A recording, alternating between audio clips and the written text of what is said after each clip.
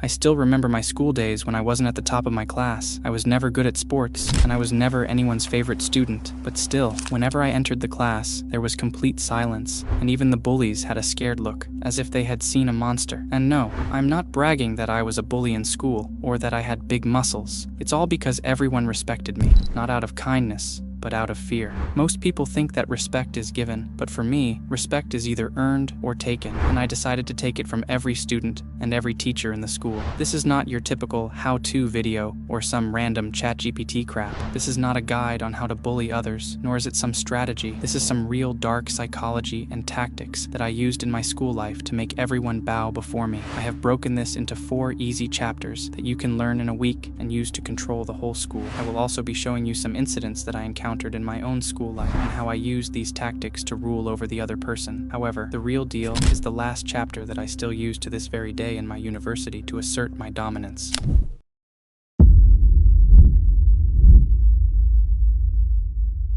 Whenever I was in school or college, I noticed that everyone would laugh when someone cracked a joke, and they would answer quickly if a teacher asked them a question. In fact, I noticed that I was just like them, trying to fit in and laugh even when the joke sounded stupid. That's when one day, I decided to do things completely differently. Whenever someone cracked a joke, I wouldn't laugh or even smile. When they said something funny, I didn't respond. This made them confused, and they wondered, did I say something wrong? Was I being too stupid? Is he looking down on me? The moment they start questioning their actions, you have gained 70% control over them. From that moment on, they will try their best to satisfy you, to make you laugh, but their overthinking will damage their own mind. Silence makes people twitch because they can't handle it. That's why they try to fill the air with more stupid statements. However, I started using silence as a weapon, which gave me control. I remember that one day, the teacher asked me a question. I stood up calmly and stayed silent. I stayed silent for 3 seconds, and everyone thought that I had no clue what was going on. Some of those jokers even started laughing, but after 3 seconds, I gave my answer. Everyone went on airplane mode, and even the teacher's mouth was left open. That's why you need to start using this from today. Whenever someone calls you, pause for a while and then speak. If someone is being stupid, stare into their soul to make them question their existence. Also, I need you to use a maximum of 15 words to answer any question. This will make you even more mysterious when you leave gaps for the other person. Believe me, at first, you will think this is weird, but once you try it, you will realize that you don't need to be the loudest in the room. Your classmates will second guess their jokes, they will lower their voices,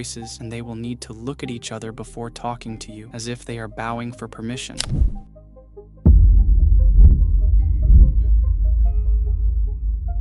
Every time someone walks into a room, they try to cover their flaws, but you should walk in as if you are looking for their cracks. Watch closely what they say and how they react. Who always defends themselves after they are teased? Who is looking for approval after cracking a joke? Who talks over others loudly and fakes confidence? Just observe. You don't need to react instantly. You strike when nobody is around. Just you, the other person, and their dark truth. Also, you don't need to over-explain anything. Just say a one-liner like, "You are acting too hard to impress others," or "You laugh too much for someone who's insecure." After that, walk away and be silent. I can guarantee that they will think all night about what you said. Next time you meet that person in a gathering, they won't be the same. He will look at you and instantly change his eye contact just to avoid you. You have asserted your dominance, and they will be quieter when you're around. People can call it bullying, but I call it being weak. You can use the same tactic for your teachers. I remember that my math teacher had an affair with one of the teachers from the staff, and one day I caught them red-handed. The female teacher didn't see me, but the math teacher did. After that, he confronted me in rage and tried to exert dominance by saying that he would get me expelled, but I stayed silent and smiled. I replied that I don't care about being expelled, but I will make sure that everyone gets to know your disgusting intentions. The moment I said this, he let go of my collar and sweat popped out of his forehead. From that moment on, he never made eye contact with me and always supported me. This is the power of exploiting their weaknesses. But you haven't become the king of the high school just yet. First, you need to get close to him.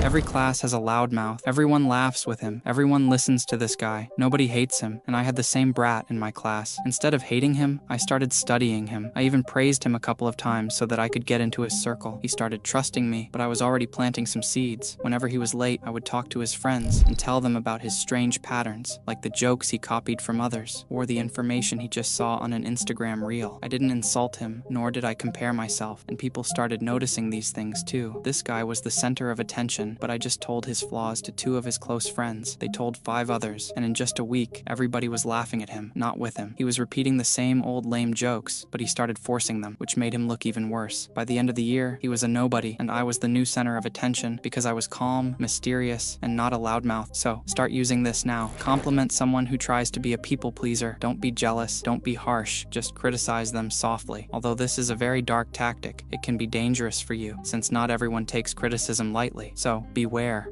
before making any move. By this time, you already know 90% of the tactics to make you a high school king, but there's still 10% that most people neglect, and they end up becoming background noise once again. So, make sure to watch the last part very carefully.